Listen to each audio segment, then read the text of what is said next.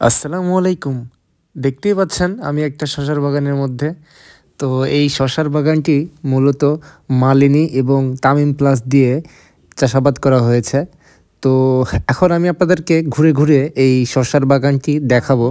তো শসার বাগানে এই যে মালিনী, এই মালিনী শসাটার বয়স আজকে 40 দিন এবং তামিম প্লাস, এই তামিম প্লাসের শসার গাছের বয়সও 40 দিন।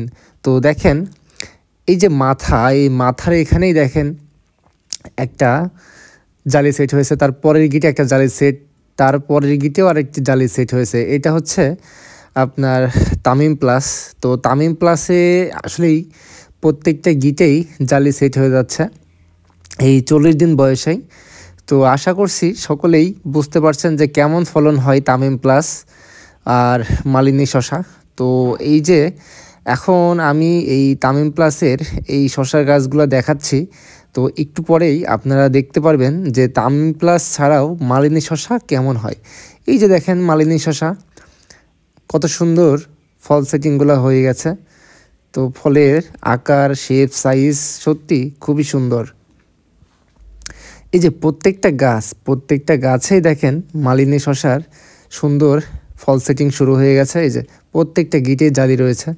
তো এমনভাবে প্রত্যেকটা গিটেই জালি সেট হয়ে যাচ্ছে এই আজকে 40 দিন বয়সেই। তো যারা চিন্তাভাবনা করছেন যে এই তীব্র শীতে মালিনী শসা করব কি না, তো মালিনী শসা আপনারা করতে পারেন, কেননা মালিনী শসা আসলেই সত্যি খুব সুন্দর দেখতে হয়। তো তামিম প্লাস শসা অনেকেই রিভিউ পান না, অনেকেই জানেন না যে তামিম প্লাস কেমন হয়, ওইরকম ভিডিও খুব একটা নাই।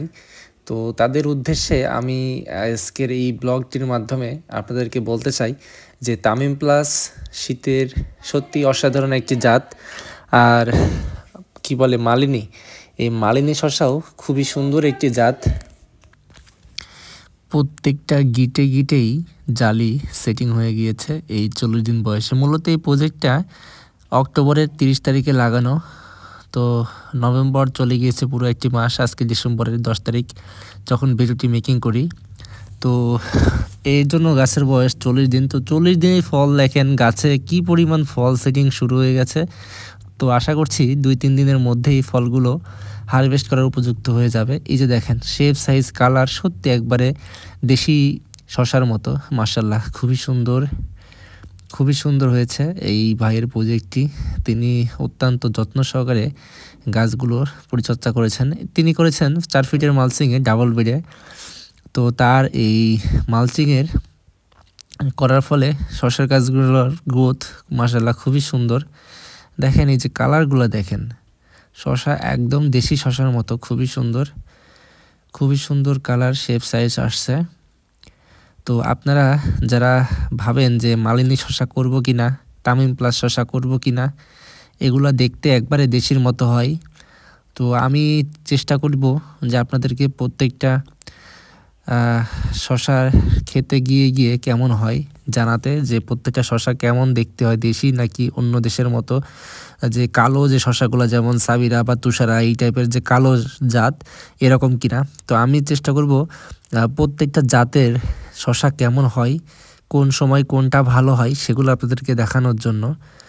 তো দেখেন এই যে কত সুন্দর একদম লম্বা সাদা কালার। তো প্রত্যেকটা গাছেই প্রত্যেকটা গিটেই সেট শুরু হয়ে গেছে এই তামিম প্লাস আর মালিনী শসার। তো আমি এই প্রজেক্টটা ঘুরতে একটা সময় ভাবলাম যে আসলেই তামিম প্লাস আর মালিনী শসা কেউ যদি একসঙ্গে মিক্সিং করে তাহলে তার অবশ্যই সেই প্রজেক্ট থেকে লাভ হওয়ার সম্ভাবনা 90% থাকবে, খুবই যদি সে যত্ন সহকারে করে। তো সকলে ভালো থাকবেন। আসসালামু আলাইকুম। আমার পাশে সবাই